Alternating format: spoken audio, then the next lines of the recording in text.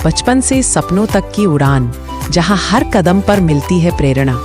ये है आपका अपना एक भरोसेमंद विद्यालय।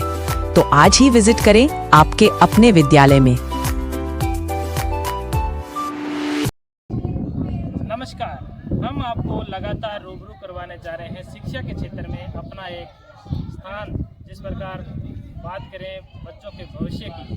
तो कहीं ना कहीं एक विद्यालय का अहम रोल और शिक्षक का जो बच्चों के जीवन में भूमिका, तो किस प्रकार विद्यालयों में शिक्षा का स्तर है, क्या क्या सुविधाएं हैं, बच्चों को किस प्रकार आगे मोटिवेशन किया जाता है और विद्यालयों में क्या क्या सुविधाएं हैं, तो इससे हम रूबरू करवा रहे हैं। तो आज बात करेंगे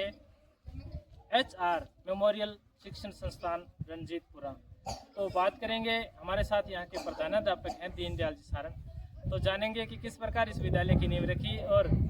यहाँ का परिणाम किस प्रकार रहा बोर्ड परीक्षाओं का, और आगे क्योंकि इनकी शुरुआत है कहीं ना कहीं वर्तमान में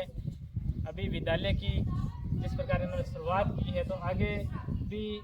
हमारी शुभकामनाएं कि कहीं ना कहीं ये विद्यालय एक यहाँ बच्चों के भविष्य के निर्माण में एक अपनी अहम भूमिका रखेगी। तो सबसे पहले तो हमारे चैनल की तरफ से आपको स्वागत। धन्यवाद आपका।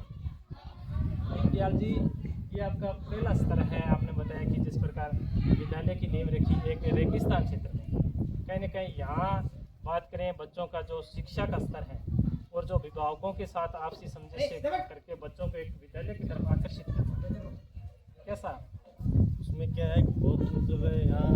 वाहन सुविधाएं बहुत कम है, तो ग्रामीण क्षेत्र है, कहानियाँ हैं, तो उसमें क्या है कि आने जाने की सुविधाएं बहुत कम। इस वजह से यहाँ जो शिक्षा का माहौल है वो बहुत ही मैं यहाँ मतलब ग्रामीण क्षेत्रों से एक बच्चे को मतलब तालीम लेकर आए हैं, तो उससे क्या है कि हर बच्चे हर घर तक शिक्षा। तो बात करें एक बच्चों को और अभिभावकों को, एक जैसे आपने नए विद्यालय की शुरुआत की है, कहीं ना कहीं उनको एक विद्यालय की तरफ आकर्षित करा, क्योंकि निजी संस्थान की फैसिलिटीज आजकल परसेंटेज भी, तो आपका जब ये प्रथम स्तर है, क्या क्या सुविधाएं देंगे बच्चों को? सुविधाएँ वाहन सुविधाएँ हमारे यहाँ, हॉस्टल सुविधाएँ हैं, तो अच्छी वातावरण भवन है, पंखे की व्यवस्था है, लाइट की व्यवस्था है, हर चीज़ की मतलब जो छोटी छोटी हमारी ग्रामीण स्तर पर व्यवस्था होती है उसकी व्यवस्था करें। बात करेंगे जिस प्रकार कहीं ना कहीं स्टाफ की भी इस क्षेत्र में दिक्कतें रहती है, तो आपके अगर बात करें बच्चों की, क्योंकि अभिभावक की यही मतलब एक मंशा रहती है हमारे बच्चे को अच्छी से अच्छी शिक्षा दें, तो उसके लिए क्या है आपके जैसे स्टाफ की व्यवस्था हमारे पास 5 स्टाफ है, 2 तो यहाँ के लोकल हैं, 3 बाहर से लाए हुए स्टाफ है। स्टाफ की यहाँ बहुत कम किल्लत रहती है, तो यहाँ इतनी दूर आना ही नहीं चाहता, बाहर से आना नहीं चाहता, और यहाँ के लोग हैं वो जो खेती का काम करते हैं, इस वजह से यहाँ स्टाफ की बहुत तंग पड़ती है। तो आपका जैसे बच्चों को क्या मोटिवेशन रहता है आगे बढ़ाने के लिए कि छोटे छोटे बच्चों को एक शिक्षा की तरफ लाना? मोटिवेशन यही है कि यहाँ पर ग्रामीण क्षेत्र में क्या कृषि का माहौल है, तो बच्चों से हम यही कहते हैं कि आप पढ़ो लिखो नौकरी लग जाओगे तो ये खेती वाला काम है, इससे थोड़ा क्या आएगा, आपको आराम मिलेगा।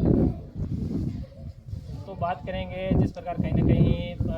एक अभिभावक और शिक्षकों के बीच में ये भी रहता है कि जैसे फैसिलिटी भी चाहिए और फीस भी कम होनी चाहिए, तो कहीं ना कहीं ऐसा भी सुनते हैं, आपके लिए कैसा है? हमें यही महसूस होता है कि उसमें कुछ फीस में हम कंपैरिजन कर लेते हैं, कुछ वो फैसिलिटी में कंपैरिजन कर लेते हैं, जिससे हमारा ये जो तालमेल है वो। क्या परिणाम रहा आपकी पिछली बार? तो पिछली बार हमारे पास 5-6 बच्चे थे, वो 100% परिणाम रहा है, और ऊपर में एक बच्चे का वो 78% बने हैं, और नीचे में एक बच्चे का उसका 45% बने, और 5-4 बच्चे हैं वो फर्स्ट डिवीजन से है, एक सेकंड डिवीजन है।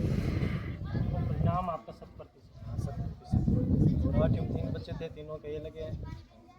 5वीं में 4 बच्चे थे, चारों के। तो जैसे अभी आपने तो प्रथम बार इसकी शुरुआत की, तो कहीं ना कहीं आगे जैसे बात करेंगे खेलों के लिए और बच्चों को जैसे सांस्कृतिक कार्यक्रम है उनमें क्या भूमिका रहेगी? तो खेलों के लिए हमने जो यहाँ मतलब व्यवस्था बन रही है वो हम धीरे धीरे कर रहे हैं, खेलों की व्यवस्था कर रहे हैं, सांस्कृतिक प्रोग्राम है वो शनिवार को हम आयोजन कर रहे हैं, बच्चों को शनिवार के दिन थोड़ी एक्टिविटी करवाते हैं। यानी कि जो भी कार्यक्रम हैं, चाहे बाल मनोविज्ञान हो या तो कहीं ना कहीं आप इनमें क्रियाकलापों को ले सकते हैं, मतलब रहते भी हैं और आगे भी, क्योंकि अभी तो आपकी नई संस्था है, इसको आगे बढ़ाने के लिए दीनदयाल जी क्या कहना चाहोगे यहाँ के क्षेत्रवासियों को और अभिभावकों को? तो क्षेत्रवासियों को ये कहना चाहेंगे कि आपको बच्चों को स्कूल, हमारे यहाँ दिक्कत ये होती है कि जैसे आप मान लो वर्षा है तो बच्चे क्या है स्कूल आने बंद हो जाते हैं, घर पर काम है, छोटा मोटा काम रहता है, उसके बाद में जब फसल कटाई होगी तो उसमें भी बच्चे क्या है एबसेंट है, तो फसल काटते वक्त है उसमें क्या है कि घर पर काम रहता है तो बच्चे आते नहीं। तो मेरा तो कहने का मतलब यही है कि आप बच्चों को जैसे तैसे स्कूल में रोज़ बुलाते हैं। तो ये थे दीनदयाल जी, प्रधानाध्यापक यहाँ के, जिन्होंने बताया कि कहीं ना कहीं जैसे शिक्षक का तो हमेशा प्रयास रहता है कि बच्चों को एक आगे बढ़ाने का प्रयास किया जाए, उनके अच्छे परसेंटेज आए, लेकिन अभिभावकों का भी सहयोग कहीं ना कहीं जरूरी है, क्योंकि आप यहाँ उनको गेट में रहते हैं कि आएँ तो ये चैप्टर कराएं, लेकिन कहीं ना कहीं अभिभावक खेतों के कामों में बच्चों को जाके कहीं ना कहीं उनको एक पीछे रहने का काम ना करके बच्चों को विद्यालय की तरफ आकर तो दीनदयाल जी हमारे चैनल को विद्यालय में देखते प्रकार हम आपको विद्यालयों में किस प्रकार का शिक्षण है, क्या क्या समस्याएं हैं, उससे रूबरू करवाते रहेंगे।